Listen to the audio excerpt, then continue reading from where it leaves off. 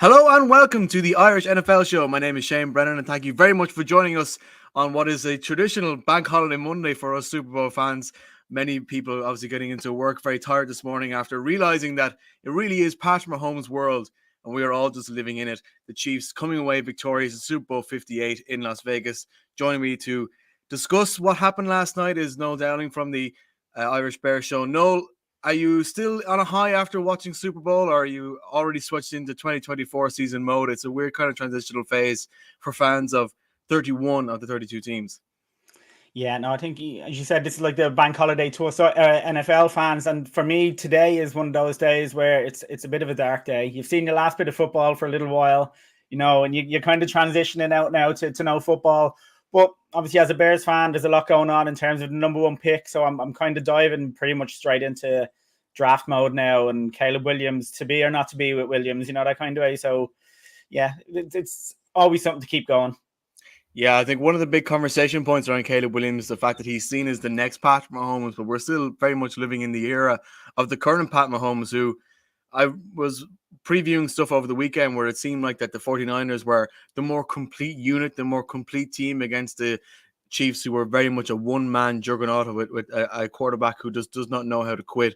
And I think that his particular steel and his unwillingness to die and the fact that he just did not know when he was beaten was very important in how the Chiefs managed to get over that. I think one of the big plays of the night was in overtime when they gave the ball to Pacheco and he got stopped. So it ended up being 4th and 1. 49ers get this stop. They win the Super Bowl. But Mahomes wasn't going to trust anybody else, took the ball himself, moves out to the right and ends up getting, I think, running for about 10 yards. And it's just I think display on a night where neither offense really lit up, where the special teams were probably the most important factor, and both defenses were very strong. I think it really shows the importance of having a good, strong franchise quarterback to win in these moments, even against teams which on paper are probably better than you are. Yeah, I mean, a lot of it played out in the way I thought it was going to play out. For me, when I looked at that 49ers roster, I thought there's just so much attacking power there. Good defense, but on offense, they really have some great pieces. But on the opposite side, obviously you've got Kelsey there. But for me, it was Andy Reid and Patrick Mahomes. I think when you have those two, you have that kind of a tandem of an absolutely Hall of Fame head coach and, potentially Hall of Fame quarterback. He's probably already written his name in for there. There's just something special they can do when they get together. And you said it, like he is an absolute winner. He just doesn't know when to stop, and he will make plays when they need to be made. I mean, you said it wasn't the greatest offensive performance, especially for the first 4 quarters. It was a bit hit and miss. There was a few good bits and a few bad bits, but he keeps going. They keep in the game. As you say, every now and then he makes a run just to kind of keep that offense moving along. And when you've got a quarterback like him and a head coach like Andy Reid, I think you always have a chance in that game, especially when the 49ers didn't take their chances to kind of open up that lead a bit. You kind of knew when they left the Chiefs hanging around, that can only be bad in the long run for them. Yeah, it's just I think that one of the big criticisms is the fact that only the 49ers were clinical enough when they had the ball. We saw in the first quarter that the Niners, I think, were much stronger in terms of how they were passing. They managed to get a few first downs on the way in, but the ball slipped up and they let a turnover go early on in the game. And I know the Chiefs did the same thing later on, but I think from the Niners' point of view, it was quite clear that they needed to find a way to put the Chiefs on ice, to battle them down early enough. And in fairness to Brock Purdy, he didn't make any mistakes. There weren't any interceptions or anything like that. The play design was strong. Christian McCaffrey's use was I think had a nice sense of diversity about how the 49ers attacked the game. But just in terms of mentality, I think, and I'll touch on it a little bit later on as we discuss the overtime period, but I just think that I'm not quite sure how prepared mentally the 49ers were for the challenge that is playing against the Chiefs. Because Steve Spagnuolo and the defense were very well prepared, managed to get a lot of good stops. They came up with a lot of this great play design, which you saw, of course, at the first touchdown with the pass across and the second pass over to Christian McCaffrey that ended up going in to the end zone. Brilliantly designed play, which is Kyle Shanahan basically saying, if Andy Reid can save his best design plays for the playoffs, so can I as well. That was a nice statement early on in the game. But there was a lot of things I think that the Niners just, I don't feel like they were properly prepared for the challenge that was facing Kansas City. And all Kansas City needed was a stroke of good fortune to get back in the game. And we saw that with the punt that ended up being recovered inside the red zone by the Chiefs inside in the middle of the third quarter. That was the break they needed. It seemed inevitable that something like that was going to start unraveling the 49ers, Josh, because as much as they held the Chiefs off at bay, they didn't do enough to get enough of a gap. There wasn't never really a 2-score gap. It was a 1-score game all throughout. They needed to find a way to build up a 2-score gap to make sure that even if the Chiefs did get a stroke of good fortune, that they still had control of the game. And the 49ers just didn't do that. No, they didn't. You're absolutely right. And as you say, look, it's some of these games come down to the smallest mistakes. I think the 49ers can legitimately look at this game in a way as a missed opportunity. You mentioned obviously the punt that they muff, and then the Chiefs get it back and Scanlon scores. Then obviously they miss an extra point. You don't know how that maybe affects it going forward, because obviously we go to overtime as a tie. So that's something they could look back at. I mean, I thought the 49ers offense looked well at times. They started really well until, unfortunately, for McCaffrey, he had that fumble and that kind of slows them down there. But you're right, they just never done enough to really give themselves a cushion where they could feel a little bit secure. And as you say, when you have Patrick Mahomes and Kelsey and that Chiefs team coming at you, like, you're playing with fire if you don't take chances when you can get them. And if you're going to make those mistakes like the punt and the missed extra point, well, then unfortunately, you're going to find yourself in trouble. I mean, you mentioned Purdy. I thought Purdy was fine. Nothing stands out for me with Purdy. There was a nice play in overtime with a pass to McCaffrey, which got, I think, a few yards. But other than that, like, nothing stands out to me as good or bad. He just, he was under a bit of pressure. He done his job, and he wasn't the reason they lost it. But he wasn't the reason they won it either. He didn't kind of take them on his back like a Pat Mahomes can do and kind of push that team over the line. And it'll be interesting to see where the 49ers go from here now. They have some good players there, but is this the kind of defeat that can kind of break a team, or, you only get that small kind of window anyway? But yeah, I think 49ers fans can look at this game and think, do you know what? I think we probably could have taken this, but we just let it slip. Yeah, I think one that got away is definitely a phrase that could be used about the 49ers in this contest. But the reason I want to focus on their level of preparation is the fact that the talk afterwards was that in the locker room, a lot of the reporters went in and started asking guys about the overtime. And it seems like a lot of the guys didn't actually know what the process was for postseason overtime. I mean, we saw the overtime ended up going to I think only 3 or 4 seconds before it finished, which in the olden days would have meant, overtime is finished, Niners win because once you finish your overtime, that's the final score. But of course, in the way it is now, you start a new game. It's effectively like ending your first quarter going into the second quarter, and I think there was a sense of confusion as to why Kansas City weren't using timeouts, because they were expecting timeouts to be used for Kansas City stopping the clock. That may have had a knock-on effect on their defense. I think I'm not quite sure whether they fully anticipated as to what was the right thing to do when they had the ball, in terms of reducing the amount of time that Patrick Mahomes had to go back and score, and even just in terms of their defensive game planning when it came to overtime. I just think that the Chiefs actually knew what overtime rules were, and I don't know what it is. And look, it's a long off season. The post-mortem in San Francisco is going to last for the next 6 months, if not even longer. There has to be a lot of question marks in there as to whether some of these basic elements of the game weren't properly discussed, weren't properly prepared for. That enough, like, if players don't know the rules of overtime for the Super Bowl, what was it never talked about in the dressing room as to how we're going to try and manage the Chiefs, who have shown a remarkable mentality all postseason, when they got to overtime? It's like going into the World Cup final against Argentina or France and never preparing for extra time or penalties, or not even knowing whether it's golden goal or silver goal or anything like that. It's that level of, to me, it struck me as very odd that there were 49ers players who didn't know about the rules. And as a team, if there's any sense of chaos or any sense of confusion, and you're playing against an Andy Reid offense with Patrick Mahomes with ball in hand, who knows what he's doing, he's running things as a field general on there. He is confident, he has drive, and he has a plan in his head. And you're the defense, and you're still not 100% sure what is actually going on, even with the rules of the game, let alone trying to plan out for what the Chiefs are going to throw at you.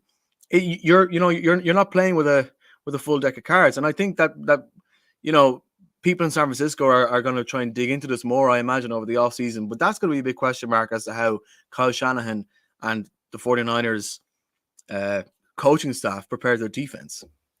Yeah, absolutely. No, I think you're spot on. I mean, when I heard that today, that a number of players were saying that they basically weren't sure of what the OT rules were, and there was a bit of confusion on that. Questions have to be asked. I mean, in what kind of preparation was going into it? Because you say you're playing the Kansas City Chiefs. Like, these guys have been there. They won it last year. This is multiple ones they've won over the last handful of years. Actually, no matter who you're playing, you're in the Super Bowl. You need to be on top of it. Every single detail, every I dotted and T crossed. You need to know exactly what you're doing going in there, because as you know, overtime isn't that regular in the Super Bowl, but still it's something that can happen. So you need to be ready for it when it comes. So to know that a number of players just kind of found themselves a bit bamboozled by what was going on with the rules. I mean, I think there can be legitimate questions in San Francisco of, like, why was this allowed to happen? And as you say, did this somehow play in to the way that the game was called, or the way that things kind of were managed then during overtime? Did it kind of seep in, and were there issues? And you said it yourself, it's a big game to lose. They'll absolutely forensically go over this from top to bottom, reporters, fans, and you probably haven't heard the last of why these players didn't know exactly what was happening rule-wise, when they absolutely should know everything going into this. Yeah, and if we contrast the game tying drive by the Chiefs in the fourth quarter versus the game winning drive in overtime, and the way the 49ers defended each drive, I think you can see quite a clear difference. I mean, when Patrick Mahomes is given the ball inside 2 minutes in the fourth quarter, gets a touchdown and wins the Super Bowl, there's nobody in the league you trust more to run that. But the 49ers managed to find a way to hold him that he needed to go for a field goal. They managed to break up the passes. And look, and that's including the fact that Mahomes used Kelsey well, got him twice, ran on his feet well. I think we have somebody commenting there that Mahomes was the Kansas City's leading rusher, which showed how much he needed to improvise, and he did in both of those drives, doing so quite well in the fourth quarter. One or two plays in particular where the entire offense went left, and he managed to take off on the right-hand side. But the Niners defense still managed to keep composure, find a way, read what was going on. They didn't get it perfect, but then it was a typical bend but don't break. You look at what happened in overtime.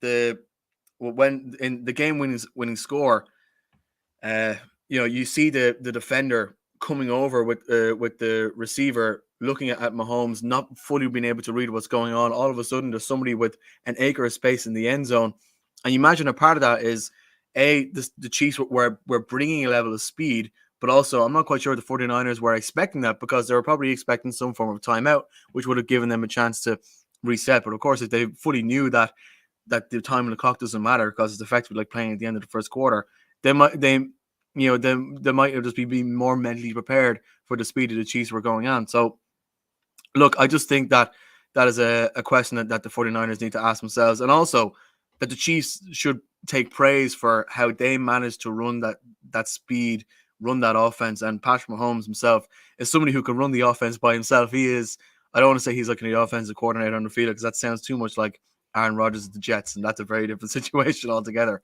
But, the ability to do things with speed and do things at the end of the game was the key difference. Yeah, no, absolutely. Look, as you say, he's been in this position before. He didn't have the greatest game as a whole. The first four quarters maybe didn't go the way they wanted. Their center needs to sort out his snap, and he was putting them under a bit of pressure. And then we had the interception. So it wasn't Mahomes' greatest game in those first four quarters. But in that overtime, he really took that by the scruff of the neck and drove it up the field. The winning touchdown you're talking about, I think it was a great play call by Kansas. I think they had the wide receiver go in motion, which kind of left a kind of a gap over there, and they fully exploited it. But yeah, look, if you said it, if you want a quarterback to drive you down in overtime to win the Super Bowl, I think Patrick Mahomes is that guy now. He's just phenomenal, as you said earlier. He's just a winner, and I think this Chiefs team will only get stronger as they go forward. Considering people thought this might be a down year, and around Christmas time, we all thought these aren't looking the best. Maybe they're not going to do it, but it just shows you what kind of team they are, and all of that goes through him. They have a good defense. Don't get me wrong; they play their part. But with that franchise quarterback, I mean, yeah, I mean, whatever about Patrick Mahomes, Steve Spagnuolo should be given the freedom of Kansas City. The game plan that like he's the reason why they managed to get past the Ravens and win that Super Bowl as well. I thought both sides' defense was pretty good, but Spags is the way that he brought that plan against a very stacked team in the 49ers. I thought was truly excellent, and you have to really give kudos. Like whatever you look back at the last two Super Bowls that the Chiefs won, and you can point to strong offense, the fact that they scored 21 points in the fourth quarter against the 49ers the last time out. Just a varied and good offense that brought the Chiefs throughout the playoffs last year. This year, it's very much the defense that has managed to get things going, and look, kudos to them. I want to move on to a little bit. You were talking a little bit about Andy Reid and how fantastic a play caller and play designer is. I think somebody who wasn't very happy with him at some point was Travis Kelce. Is one of the biggest talking points of him getting up to 65-year-old Andy Reid, and I guess showing his passion would be the nice way to say it. Having a bit of a tantrum is the unnice way to say it. I guess the real truth is somewhere in the middle. But I mean, what do you make of that? I mean, because whenever you see Andy Reid, and you always assume, or at least think, that he's a very good relationship with Patrick Mahomes and Travis Kelce being the two sort of core members of that offense for years. I mean, Travis Kelce's been around longer than Mahomes. He's been around that Chiefs for a long time. I think Andy Reid drafted him, as he also drafted Jason Kelce. I mean, he's going to have a good relationship there, and that's happening in front of 200 million people in 193 countries across the world. That he's just having a bit of a tantrum because the ball isn't being thrown in his direction. It's just bizarre from somebody who should be one of the more mature members of the team. You'd expect that from a rookie who thinks that he's hot shit. You don't expect that from a tight end who is as experienced as Travis Kelce. No, absolutely not. And first off, look, there's no excuse to be doing that. You don't go and lay your hands on a coach or anyone else, because of the game, the way it's going. But I think a lot of it was frustration, because I do think that Chiefs offense never really got going early on in the game. It was all, sports here and there. We had that great pass by Mahomes, just before the Pacheco fumble that kind of moved them down a bit. But it was all kind of disjointed a bit, and it wasn't really clicking. And I think maybe they could feel that on the field. Maybe they could feel it wasn't going their way. The Niners defense was doing well up against the Chiefs. They were defending really well, and they were controlling them to a point. And I think maybe it was just a bit of frustration. It's probably we're better than this. This isn't who we are. We can do more than this. This is the Super Bowl. We need to kind of get on top of it. But look, it can't come out that way. Everyone has bad games or bad times or bad plays. You can't be running around doing that.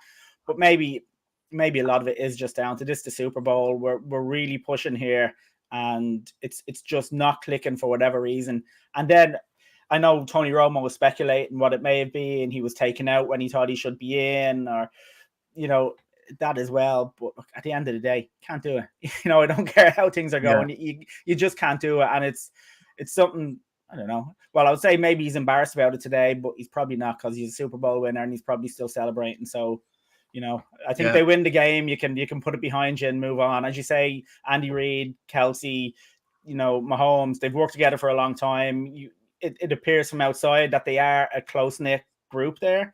They work together well. They win Super Bowls, and that's the proof in the pudding. So I think it's probably just, look, we won the Super Bowl, let's move on. But, maybe don't do it again. Yeah, it's just I was listening to somebody talk about it in the radio earlier on, where they pretty much said that if the Chiefs had lost this game, which it looked like certainly they were going to do in the first quarter or probably the first half, that would be a much bigger talking point, because throughout the season, the Chiefs players seem to have let their tempers flare more. Certainly more than we've seen from the Chiefs previously. But even if we compare it to other, I guess, dynastic streaks, if you go back to the Steelers, 49ers, Cowboys, Patriots, and Patriots again, all these groups of players, they never really seem to lose their cool in the way that the Chiefs players have on numerous occasions this season. Not only Travis Kelce, we saw players fight amongst themselves against the Bengals on New Year's Eve. The way that Mahomes lost it at his offensive line in that loss against the Raiders on Christmas Day. And look, I know I'm effectively rehashing stuff from the Super Bowl preview, but I just think that, if they want to try and continue some form of success going into next season, and the fact that their home form really took a dip in the regular season, they need to find some sort of zen, some sort of calm, some sort of composure, because it's quite clear that they play very well in that high energy environment. I mean, we saw that with Patrick Mahomes when it's just getting things done now. Let's think. Let's act. Let's be fast. Let's improvise. Let's put a bit of gist into this and just keep rolling forward as quick as possible and try to make things happen as quick as we can. But throughout the course of the season, I think that if they can't get their tempers under control when things go wrong, it does threaten underneath to unravel things a little bit. So I don't know. Again, I'm probably looking ahead a little bit now, but I don't know whether that's one thing. If you're a fan of an AFC West team, if that's one thing you're hoping on, that could end up knocking the Chiefs back a little bit next season, because as much as they've won the Super Bowl, it's been their, objectively speaking, their worst Super Bowl team, and that leaves them in a position somewhat similar to when Manchester United won the league last, and then end up when it was their worst squad, but they still ended up winning the league, and they had a big dip in form next season.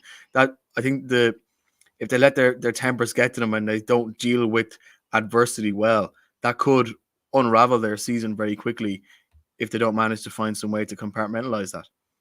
Yeah, I think when you look at it, I mean, we've kind of said here, they're Super Bowl champions, so you can't take that away from them now. They've won it again. But as you say, it's not the best Super Bowl team that they've had. They had a few struggles this season during the year. Maybe they're not used to that because they're used to winning. They have high standards for themselves, and maybe at times when things haven't been going the way they'd hoped, and they're not kind of used to that over the last few years, that maybe it's just a bit of a shock for them that they're. I don't know. Again, you would hope it would be handled better if that is the case. But look, as we say, at the end of the day, it was a tougher year for them. It's the first time Mahomes had to actually play away from home in the playoffs. That's because they'd lost more games than they would normally lose.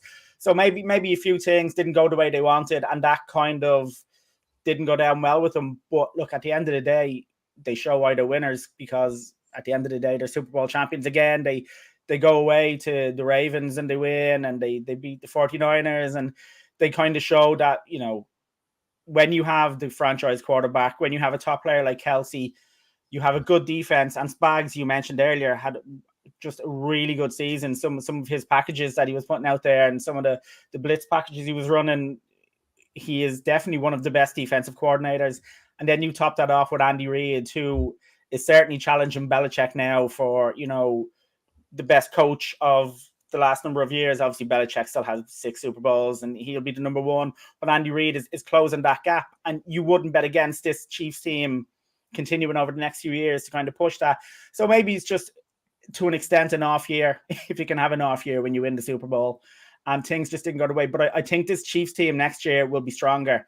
I think they will make some moves. I think this is a good year in the draft for wide receivers. You could find they may double dip in there with a wide receiver or two, and I think they will get better. But look, if that is the case, God help the rest of us, because if they can win it when they're not at their best, Yeah, geez. I mean, if you're winning the Super Bowl on a bad year, whatever about winning, an All Ireland on the bad year when there's only 4 or 5 teams that can win it. When you're winning a Super Bowl on your bad year, that's just an incredible achievement. And look, you can't look as much as we try to analyze and or try to see what could change into the future and talk about, I think, the changes within the Chiefs organization this year and their mentality. You cannot take down the fact that they just do not know when they are beaten. And Patrick Mahomes in particular, I think, embodies that spirit, and that is the difference between, stylish players who can do nice things and build up highlight reels, a la Tua Tagovailoa, and champions. And it is just that real steel, that mentality. I mean, even after the Super Bowl, Patrick Mahomes has mentioned the fact that he's annoyed that Tom Brady beat him a few years ago. You've just won the Super Bowl and you're still giving out that you lost one. Like, it's remarkable how these people. I mean, look at Michael Jordan, of course, always being that kind of standard bearer in terms of finding ways to take things personally, always finding the motivation because you're proving people wrong, because you feel like you have been wronged in some way. And I think that I wrote it in the piece over the weekend that how the Chiefs reacted after losing against the Bills in the regular season when Mahomes went off, saying, "Oh, it was the worst call I ever seen," was part of that, was part of building a feeling of injustice and moving forward. So, look, kudos to them. Before we let you go, I think I'm gonna move focus onto the 49ers. And look, I think it was the special team Super Bowl. I think that must be said. We saw the longest field goal in Super Bowl history being kicked by by 49ers kicker Jake Moody, and then Harrison Butker break that record a quarter later, which is fantastic stuff. But of course, one of the big talking points, the big changing points in that game was the fact that the point after touchdown attempt, which was blocked, which gave the Chiefs the opportunity to kick that field goal, which took it to overtime. When you look at things like that, and just in general about how the 49ers attacked this game, do you think that do you have any large criticisms in the game plan that Kyle Shanahan put out? No, looking back at it today, I think the 49ers looked okay on offense. They just didn't finish when they the Chiefs defense kind of was in a bit of a bend, don't break, but the 49ers moved the ball well at times. McCaffrey had a good game. As you say, Purdy did okay. He didn't do anything wrong. He had a good, solid game, and, he kind of helped move the team forward a bit. So, I mean, they kind of got away from the run for a little bit during the later in the game, but again, in overtime, they went back to that. So, that's not it. I think they can just feel like this one just got away a little bit. They were just a bit unlucky. That muff punt is a killer. That's the game for me. Like, if they don't do that, then, Scantling doesn't score, then it's a different game. Like, and I think that's the killer. I think they did enough to probably win it in regular time, but they didn't. They made those little mistakes, those just mental errors that you cannot do against a team like the Chiefs. And I think that's why it will hurt the 49ers. We talked about potentially, players not knowing certain rules and stuff, and the preparation there. But at the end of the day, they had their chances. And when you lose a game because, a punt hits one of your players' foot, and kind of goes the wrong way, and the Chiefs get it and score, and you miss an extra point, it's tough. Like, and they're the kind of games that can break these teams. It'll be interesting to see now how the 49ers come back next year, because I think they're about 3-4 million over the cap next year. They've some big salaries coming up. So it'll be interesting what way can they rework them, or what can that be done? I think they're lucky Purdy's only earning like $1 million or $2 million. So they have that kind of 890 grand he's on, not even $1 million. You have that buffer for the moment that your quarterback's not taking up that cap. But yeah, I think last night they can feel unlucky, that they were. I don't have any major negatives against what they did, but unfortunately for them, they just had those mental errors that were too much to overcome them, and when the Chiefs absolutely capitalized. Yeah, well, look, it was a fantastic Super Bowl. It was always close, which we always like, even if the offensive show wasn't the best in the world. Noel, thank you very much for taking the time out to join us. And we are now looking ahead. The 2024 season has officially begun. The draft is coming up. The American Football League is coming up. And of course, I'm doing my research because the Dynasty TV series is coming out. And as a Patriots fan, I'm very excited, but also unsure as to what to expect, because apparently Rupert Murdoch is on the list of guests coming on for that. Yeah, no, actually, I was only talking about that with someone last night. I'm not a Patriots fan, but I still think it'll be something that'll be a really interesting watch. So I'm looking forward to seeing that myself now. But I hope you enjoy. Yeah, look to everybody who's tuning into us now and has listened to all of the stuff that we have done, either two of us who have been stuck in the Carlow general area, or the guys who have gone out to Las Vegas. Thank you very much for being a part of what the Irish NFL show has done over the last while. We very much appreciate everybody. We hope everybody enjoyed the Super Bowl, which I think is our unofficial holiday as NFL fanatics. Thank you very much for joining us tonight. Noel, thank you. And we will see everybody during the week. Thanks a lot.